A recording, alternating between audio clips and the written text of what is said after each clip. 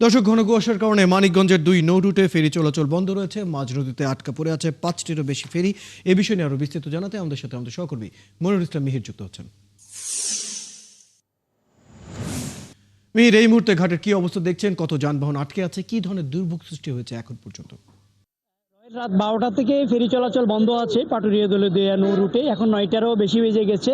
আসলে দীর্ঘ 9 ঘন্টা পর্যন্ত এখানে কিন্তু অনেক যাত্রী এবং যানবাহন চালক যারা আছে তারা একটা দুর্ভোগের মধ্যে আছে। একইভাবে আমরা যদি বলি আরিচ এবং কাজিরহাটে ওই 2 নৌ রুটেও একই অবস্থা।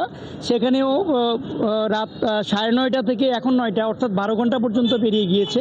সেখানেও একটা চরম দুর্ভোগ। হঠাৎ করে এই যে বছরে এই সময়টায় প্রচণ্ড ঘন কুয়াশার কারণে মানুষ একটা অবর্ণনীয় দুর্ভোগের মধ্যে পড়েছেন। কিন্তু এই যে এটি একটি প্রাকৃতিক বিষয়, কর্তৃপক্ষ বলছেন তাদেরও আসলে কিছু করার থাকে না। তবে এরই মধ্যে 5টি ফেরি মাঝ নদীতে আটকা আছে এবং সেই ফেরিগুলিতেও যাত্রী এবং যানবাহন নিয়ে এই চরম একটা দুর্ভোগের যাত্রীরা আছেন। আর ঘাট এলাকায় যেসব যাত্রীরা আছেন আমরা একটু কথা বলে নেই যে ভাই আপনি কখন আসছেন, কোথায় যাবেন? মনিরুল ইসলাম মিহির, আপনি খবর রাখতে থাকুন। দর্শক, মানিকগঞ্জের ফেরিঘাটের খবর জানাচ্ছেন সহকর্মী মনিরুল ইসলাম মিহির।